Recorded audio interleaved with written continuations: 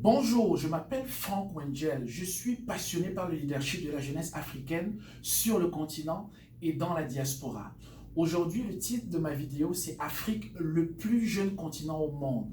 Pour pouvoir traiter ce sujet, je vais emprunter un outil qu'on appelle la pyramide des âges aux démographes.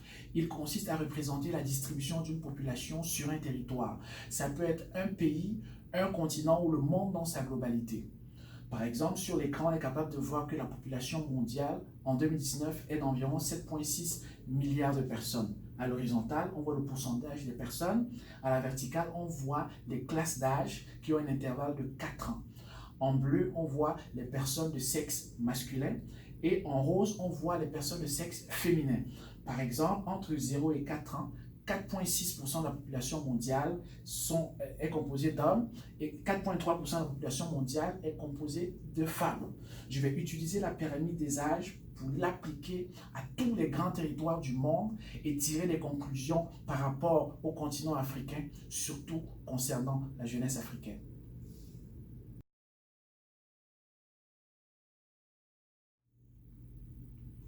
En appliquant la pyramide des âges au continent européen, on est capable tout de suite de voir que la population européenne en 2019 constitue environ la moitié de la population africaine. En effet, la valeur de cette population est d'environ 739 millions de personnes et cette population est appelée à diminuer de maintenant à 2050. Elle va passer de 739 millions de personnes à 706 millions de personnes selon la Banque mondiale. On est capable aussi de voir qu'il y a une faible natalité dans ce continent et que la proportion des jeunes de moins de 35 ans est faible. On voit aussi que l'essentiel de la population est entre 30 et 60 ans et de maintenant à 2050, on a un gonflement vers le haut, vers les âges supérieurs de la population européenne. Ça veut dire quoi? Qu'il y a un vieillissement de la population. C'est aussi dû au fait que l'essentiel de cette population va survivre de maintenant à 2050 et ceci est dû à une forte espérance de vie et à de très très bonnes conditions de vie.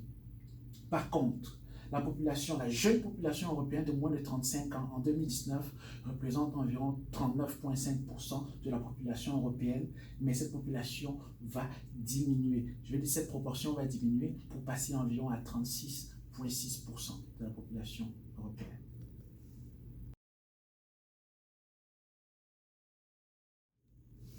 Quand on applique la pyramide des âges à l'Amérique du Nord, on est capable de voir que la population nord-américaine est environ un quart de la population africaine en 2019.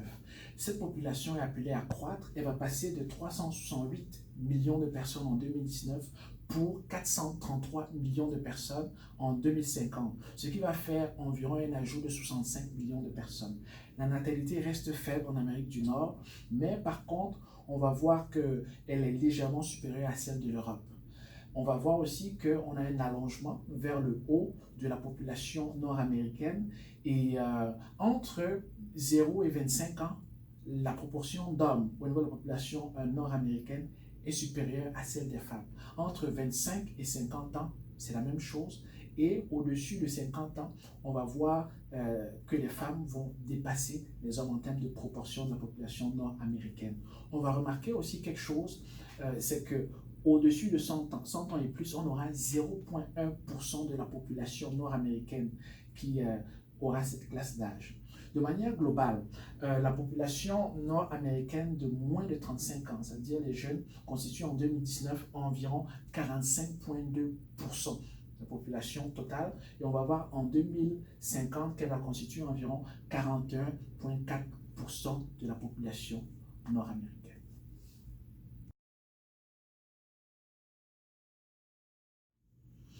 Quand on applique la pyramide des âges à l'Océanie, on est capable de voir que l'Océanie a une très faible population d'environ 41 millions de personnes en 2019. Cette population est appelée à croître pour atteindre environ 56 millions de personnes en 2050. L'Océanie a une particularité, c'est que l'Australie et la Nouvelle-Zélande, ces deux territoires constituent environ 30 millions de personnes sur 41 millions pour tout le continent océanien. Et on voit ici qu'il y a un mix entre les populations qui sont considérées comme caucasiennes ou blanches, occidentales, avec les autres populations qui sont autochtones. Donc, on va voir aussi que ça va affecter la pyramide des âges, surtout au niveau de la natalité. La natalité reste faible, mais elle est supérieure à celle de l'Europe et celle de l'Amérique du Nord. On va aussi avoir un gonflement de la population vers le haut. Quand on reste à moins de 50 ans, les hommes dominent en termes de proportion les femmes sur le continent océanien, et entre 50 et 60 ans, ils sont à égalité, et au-dessus de 60 ans, on va voir que les femmes, de manière générale, dominent, la proportion domine celle des hommes. On voit aussi la particularité, c'est que à 100 ans et plus, en 2050, on aura 0,1% de la population qui sera constituée de femmes qui ont 100 ans et plus. La dernière remarque, c'est que la population jeune au niveau de l'Océanie en 2019, de moins de 35 ans, constitue environ 52,3% de la population de toute l'Océanie. Et aussi, en 2050, on va avoir 46,7% de la population en Océanie aura moins de 35 ans.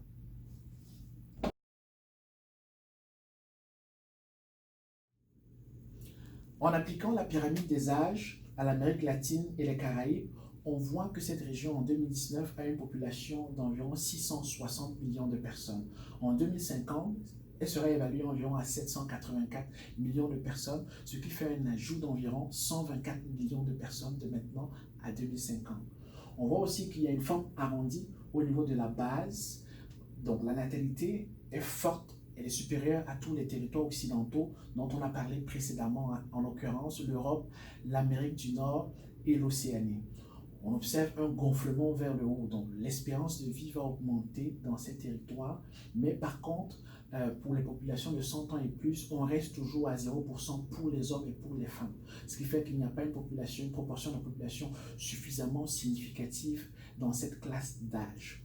On remarque aussi qu'entre 0 et 50 ans, les hommes, ça c'est pour 2050, les hommes de manière proportionnelle sont majoritaires. Entre 50 et 55 ans, ils sont à égalité. Et entre 55 ans et plus, c'est les femmes qui sont majoritaires. Aussi, on voit qu'en 2019, la population des jeunes, donc de moins de 35 ans, va constituer environ 56,9% de la population de l'Amérique latine et des Caraïbes. Qu'est-ce que ça veut dire? Ça veut dire que plus d'une personne sur deux aura moins de 35 ans dans ces territoires. En 2050, on parle d'environ de 42%. L'espérance de vie qui augmente va faire en sorte que, de manière proportionnelle, la population jeune va diminuer en Amérique latine et dans les Caraïbes.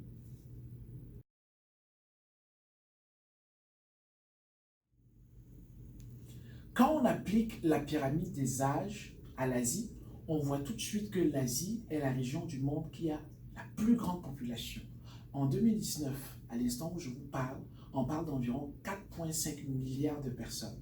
Et cette population est censée augmenter pour atteindre environ 5,2 milliards de personnes en 2050, ce qui fait une différence de 0,7 milliards de personnes. Tenez-vous bien, ça représente environ 700 millions de personnes qui vont s'ajouter sur un continent, sur un territoire qui ne change pas de dimension. C'est beaucoup. Aussi, on voit que la proportion des jeunes est plus forte que celle de tous les territoires occidentaux. On remarque aussi que la proportion la plus forte est entre 30 et 40 ans. C'est une exception ici. Aussi, on va voir qu'il y a un gonflement vers le haut de la population, ce qui veut dire que l'espérance de vie des Asiatiques va augmenter.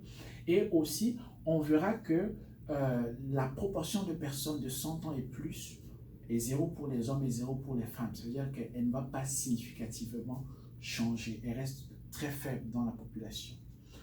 La particularité aussi avec l'espérance de vie des Asiatiques et des comportements de vie, on va voir qu'en 2050, la pyramide des âges de l'Asie va s'occidentaliser. Ils vont adopter les mêmes comportements de vie et vous allez voir que ça ressemble, le design ressemble un peu à celle des Occidentaux.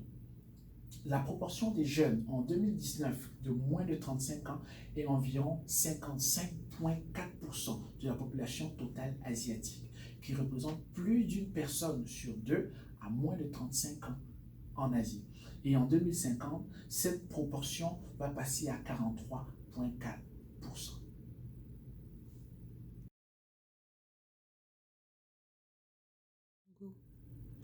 Ayant appliqué la pyramide des âges à tous les grands territoires du monde, voici venu le moment où nous allons l'appliquer au continent africain. Quand on regarde ici sur l'écran, on voit que la pyramide des âges du continent africain n'a rien à voir avec tous les autres territoires du monde. En effet, c'est la plus évasée vers le bas dans le monde. On voit aujourd'hui, à l'heure où je vous parle, la population africaine est évaluée à environ 1,3 milliard de personnes et elle est appelée à doubler de maintenant à 2050. Elle est évaluée à environ à 2,5 milliards de personnes. La particularité aussi du continent africain, c'est qu'entre 0 et 30 ans, c'est les hommes qui dominent en proportion. Entre 30 et 70 ans, les hommes et les femmes sont à égalité en termes de proportion au niveau de la population africaine. Et à plus de 70 ans, c'est les femmes qui dominent en termes de proportion. Vous allez aussi voir qu'au-dessus de 100 ans, on a toujours 0%. Ça veut dire que cette partie de la population n'est pas suffisamment significative comparativement à tout le reste de la population africaine. Et vous allez aussi remarquer que la partie évasée va diminuer de maintenant à 2050, ce qui veut dire que l'espérance de vie au niveau de l'Afrique va augmenter. C'est pourquoi on va voir que la forme sera beaucoup plus triangulaire. Les gens vivent plus longtemps, donc la proportion des jeunes diminue. On va le voir à la diapositive suivante. Quand on regarde l'espérance de vie dans le monde, entre 1950 et 2050, on voit que de manière générale dans le monde, l'espérance de vie des peuples s'est améliorée. Au début des indépendances, vers 1950, le continent africain avait l'espérance de vie la plus basse, évaluée à environ à 40 ans. Et l'espérance de vie la plus élevée était en Amérique du Nord, suivie de l'Europe, qui était assez proche. On parle d'environ 70 ans. Mais en 2050, l'espérance de vie du continent africain est censée passer à 65 ans et celle de l'Europe et l'Amérique du Nord va tourner autour de 80 ans. Ce qui fait que l'écart est passé de 30 ans à 15 ans. Donc de manière globale, l'espérance de vie s'est améliorée dans le monde et en particulier surtout en Afrique. Ensuite, quand on regarde la proportion en termes de pourcentage de la jeunesse dans le monde, on va voir que les pays occidentaux, les régions occidentales, je veux dire, à savoir l'Europe, l'Amérique du Nord et l'Océanie, ont les concentrations de jeunes en termes de pourcentage les plus basses. Alors que dans les pays émergents, la concentration des jeunes de moins de 35 ans, cette concentration est la plus forte. Et en particulier l'Afrique, qui a la plus grande concentration en termes de pourcentage de jeunes dans le monde, est de 74,5%. Ça veut dire quoi? C'est 3 quarts, donc 3 personnes sur 4, à l'heure où je vous parle, sur le continent africain, à moins de 35 ans. Et cette proportion est appelée à diminuer à cause de ce que je vous ai montré précédemment, qui est l'espérance de vie. Elle est censée passer à 66% en 2050. Si on regarde maintenant la jeunesse en termes de nombre, partout dans le monde, on va voir que les régions les plus abondantes en termes de jeunes sont l'Asie et l'Afrique. La région la plus abondante, c'est l'Asie. En 2019, on parle d'environ de 2,5 milliards de jeunes qui ont moins de 35 ans en Asie. Et ce nombre est censé diminuer en 2050 pour passer environ à 2,2 milliards de personnes. Par contre, le continent africain, il y a environ 900 millions de jeunes qui ont moins de 35 ans. Et cette population est appelée à doubler pour les 30 prochaines années. Donc en 2050, ça va représenter environ 1,6 milliard de personnes dans le monde. On pourra mieux voir ceci avec l'autre diagramme circulaire. En vert, ici, on a l'Afrique. En bleu, on a l'Asie. L'Afrique représente environ 22% de la population. En termes de jeunes, je parle de la population de moins de 35 ans. L'Afrique a 22% de la population mondiale de moins de 35 ans, alors que l'Asie a 58%. Ça, c'est en 2019. Quand on se projette maintenant en 2050, l'Asie va perdre 10% et l'Afrique va gagner 12%. Donc en 2050, le continent africain aura 35% de la population jeune de moins de 35 ans dans le monde et l'Asie aura 48%. Ce qui va faire que l'Afrique et l'Asie auront pratiquement plus de 80% de la population mondiale. Le fait d'avoir une grande population implique beaucoup d'avantages, mais implique aussi beaucoup de défis. Nous verrons dans la suite.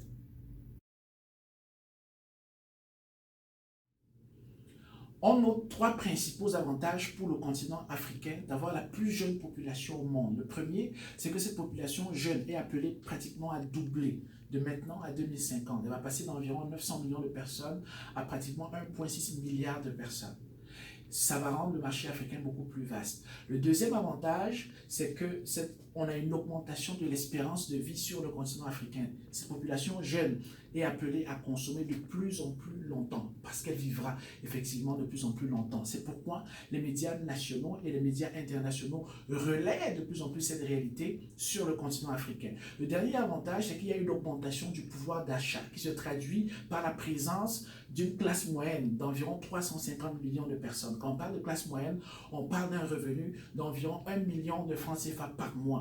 Et 350 millions de personnes, c'est un peu plus de la population des États-Unis actuellement. Tous ces avantages augmentent l'attractivité du continent africain et la place dans une position avantageuse vis-à-vis des autres continents du monde.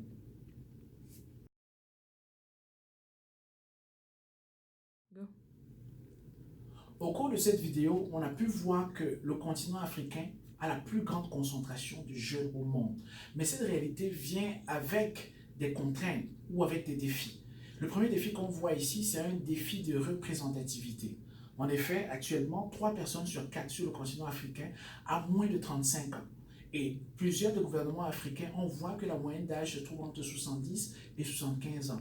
Il y a un net problème de représentativité. Le deuxième défi qu'on voit, c'est que ces jeunes ont besoin de se nourrir, se loger, se vêtir. Ils ont besoin de trouver un travail et surtout de libérer leur potentiel. Donc, ça prend que les gouvernements africains puissent engager des réformes pour pouvoir mettre ces jeunes au cœur des stratégies de réforme dans leur pays. Sinon, on ouvre la porte à un risque d'implosion parce que ces jeunes, venant avec beaucoup d'énergie, avec beaucoup d'ambition, s'ils ne trouvent pas des structures pour pouvoir libérer leur potentiel, ça crée des frustrations et ça rend le climat beaucoup plus tendu et propice à de l'instabilité, à des crises sociopolitiques.